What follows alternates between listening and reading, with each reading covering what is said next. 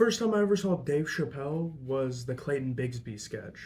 I'm not sure if it was like my dad showing it to me on YouTube or like a rerun. I can't quite remember. It came out a year before I was born. The sketch is impeccable, like literally a remarkable idea. It's very simple and well executed. It was so funny that it apparently gave Charlie Sheen a hernia and got him fired from Two and a Half Men. I still probably think he was on drugs, but whatever. The idea of the sketch is a blind white supremacist, played by Dave Chapelle, who's a black man. It's a hilarious and simple, not only joke, but critique on the ridiculousness of white supremacy as it punches up on white oppressors. And punches up in a truly timeless way.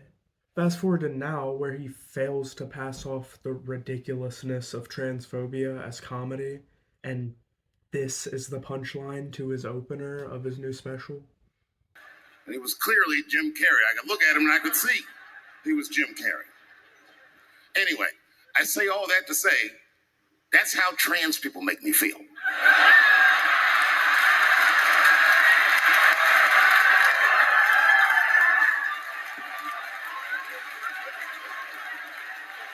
But before we get into this video, hi, I'm Eric, or Ty, whichever one you want to call me, and I make videos about shit I like and shit I don't like.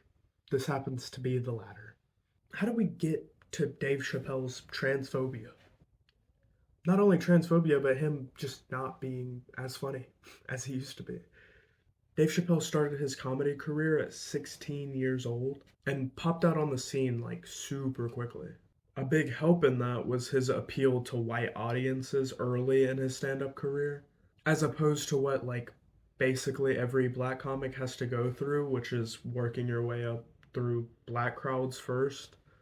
Dave Chappelle just kind of fast-forwarded through that stage. He always had an appeal to white people. His comedic pocket was typically in white crowds, or at least mixed crowds.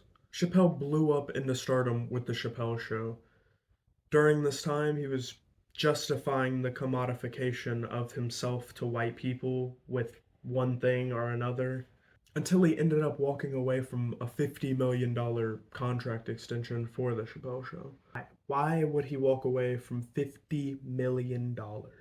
If you've watched Dave Chappelle's comedy grow and evolve over the years, you know that he is intimately aware of his and all black people's position in the social hierarchy of America, that position being an oppressed group. And most of his jokes were about blackness and how it operates in this social hierarchy and the social fabric between white people and black people.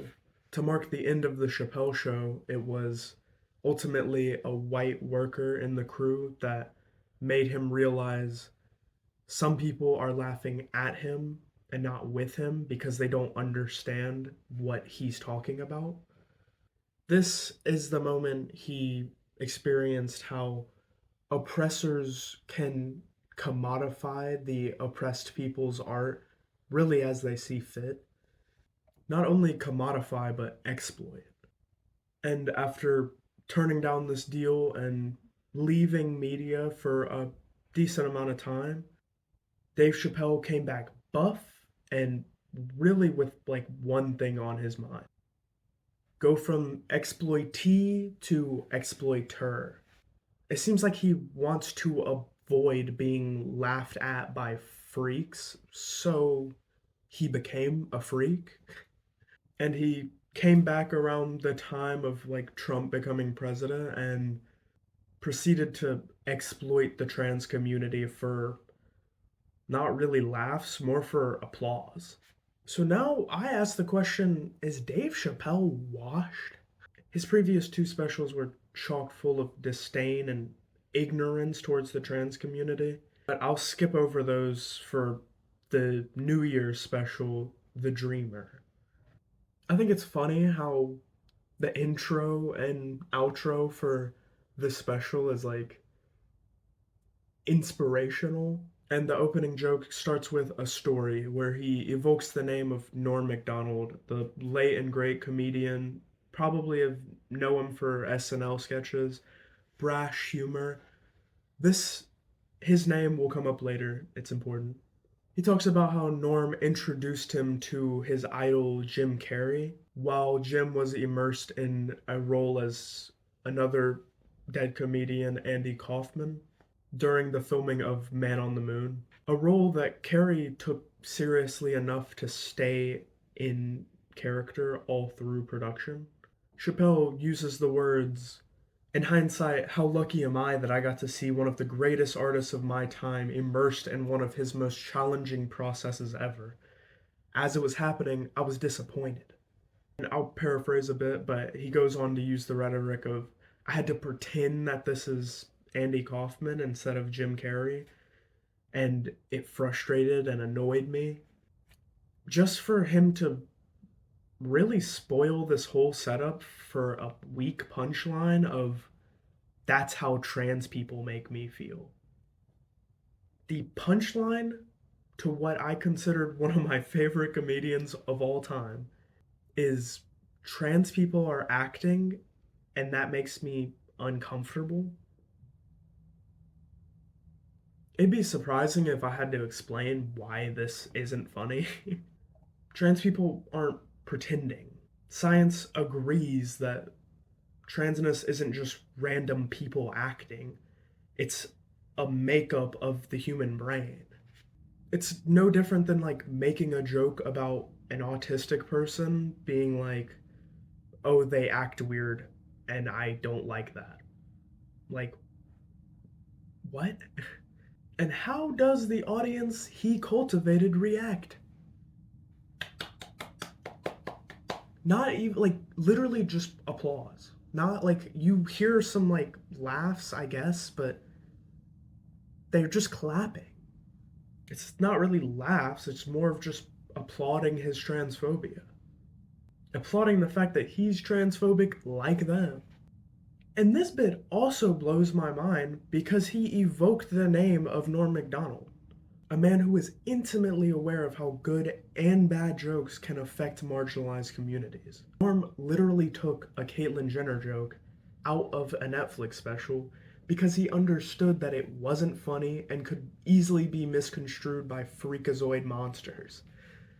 So it's incredibly ironic for Dave to end this bit with a bad trans joke. I guess it's supposed to be funny because we weren't supposed to expect him to still be transphobic because he keeps getting backlash for being transphobic. I expected it. Continues to go on about how he's not going to talk about trans people, instead he's going to talk about disabled people, makes some disability jokes, and then goes right back to generic trans jokes. The next one being as bad as it gets. Its entire joke is, if I go to jail, I hope it's in California so I can act like a girl and perform prison rapes. Like, once again, this shit's not funny. Not only is it not funny, I've heard it before. Like, I heard this shit back in 2016, right in between a Apache attack helicopter and Caitlyn Jenner joke. I probably thought that shit was funny then because I was a transphobic little fucking kid. No, I probably didn't think it was funny then because I had heard it before. It's so frustrating seeing a comedian that I considered my goat just be boring and cringe and generic. It's not like you can't make good jokes centered around the trans experience and transness at large and like the social fabric surrounding it. There's funny analysis to be had. But to do it with no understanding of transness, having no trans friends in your circle, the only people in your circle being transphobic yes men, is exactly how you contribute to the bullshit that trans people have to go through. Dave Chapelle was so important in critiquing the effects of white supremacy on black communities, but fails to mention the intersect between transness and black communities. Black trans women are the most at-risk group in America.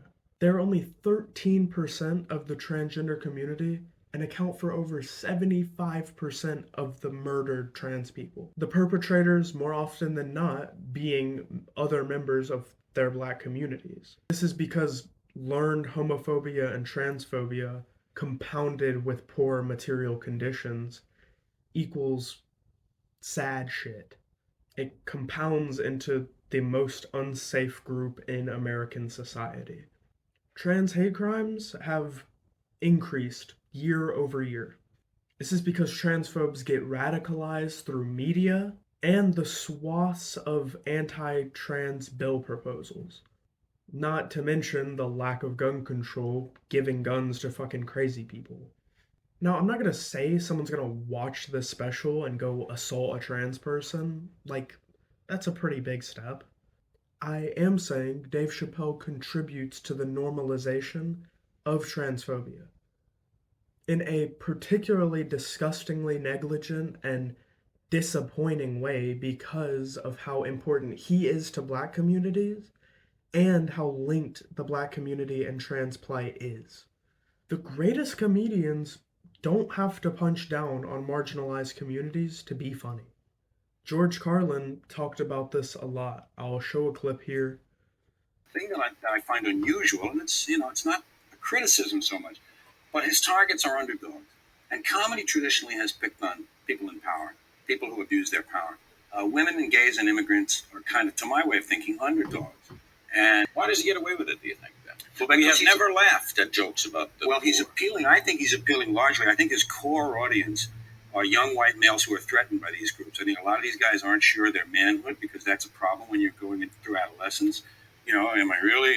Could I be? I hope I'm not one of them.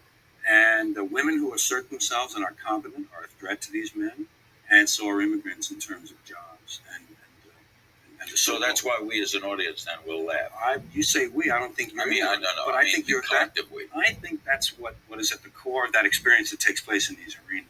There's a certain, a sharing of anger and rage at these targets. And I'm sure Dave Chapelle used to be my favorite comedian of all time. I mean, I guess in a way he still is because his old stuff is still amazing. But the turn he took is a mess. It's disappointing, it's frustrating, it's boring, it's not funny. When you have a platform as big as his, you have a responsibility to not put people in harm's way. Exploiting really the only group that's more marginalized than yours is so fucking cringe. I hope he starts, having trans friends and making good trans jokes if he's gonna make them.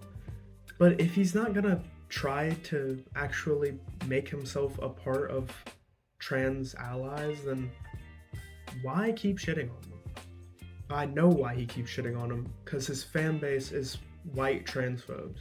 I'm not gonna say white transphobes. I mean, a lot of people are a fan of Dave Chapelle. But I just don't get how they find this shit funny. I just don't get it. That's really all I wanted to talk about. Once again, my name's Eric. You can follow my Instagram at Eric Ty Ellison. I gives updates on everything I'm gonna be dropping. I would super duper appreciate it if you subscribed, leave a comment if you have something to say. I don't care too much about likes, they don't really matter that much, so do what you want with that. I appreciate you so much for watching. I'll have links in the description for sources on stats and different things I use to help make this video. But thanks. Bye.